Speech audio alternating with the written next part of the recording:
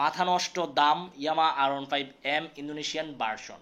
মাথা নষ্ট দাম বলার কারণ হচ্ছে বাইকটি বাংলাদেশে নেই, এই জন্য বাইকটির বাজার মূল্য অনেক বেশি। বর্তমানে এই বাইকটির দাম আকাশচুম্বী। বর্তমান দাম কত চলতেছে সেটা আজকের ভিডিওতে আমরা আলোচনা করব। ভিডিওটি প্রথম থেকে শেষ পর্যন্ত আপনাদের ধৈর্য সহকারে দেখতে হবে, তাহলে বুঝতে পারবেন। চলুন কথা না বাড়িয়ে ভিডিওর মূল টপিকে যাই। আসসালামু আলাইকুম guys, it's me Arman Sarwar. আজকের ভিডিওতে কোন ব্র্যান্ডের বাইকের সম্পর্কে কথা বলতে যাচ্ছি অলরেডি থাম্বনেল বা টাইটেল দেখে বুঝিয়ে গেছেন নতুন করে কি বলবো। তবে এখনো পর্যন্ত যারা আরমান সারোয়ার ইউটিউব চ্যানেলটি সাবস্ক্রাইব করেন নাই তারা অবশ্যই আরমান সারোয়ার ইউটিউব চ্যানেলটি সাবস্ক্রাইব করে ফেলবেন, যেন পরবর্তী আপডেট নোটিফিকেশন পেয়ে যান।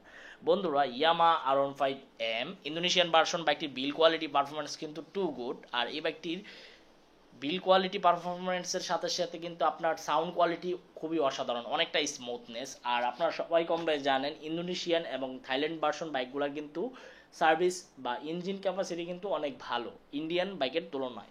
তো যাই হোক, এই বাইকটির বর্তমান বাজার মূল্য চলতেছে 6,90,000 বা 95,000 টাকা, বরাবর 7 লাখই বলা যায়।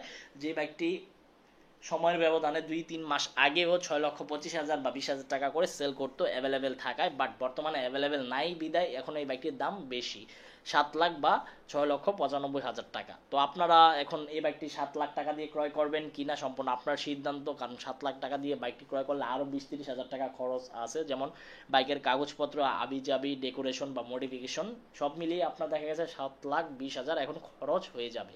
বাইকটি নেই এই জন্য। আর যাদের ইন্দোনেশিয়ান বাইক লাগবে এখন হয়তো বা এই প্রাইসই ক্রয় করতে হবে। তারপর আপনারা 5-6টি শোরুম যাচাই বাছাই করবেন যেন বাইকটি অ্যাভেলেবেল আছে কিনা সেটা আপনারা লক্ষ্য করবেন। তো এই ছিল ইয়ামা R15M ইন্দোনেশিয়ান ভার্সন বাইকটি সম্পর্কে আপডেট ইনফরমেশন। আই হোপ আজকের ভিডিওটি আপনাদের ভালো লাগছে।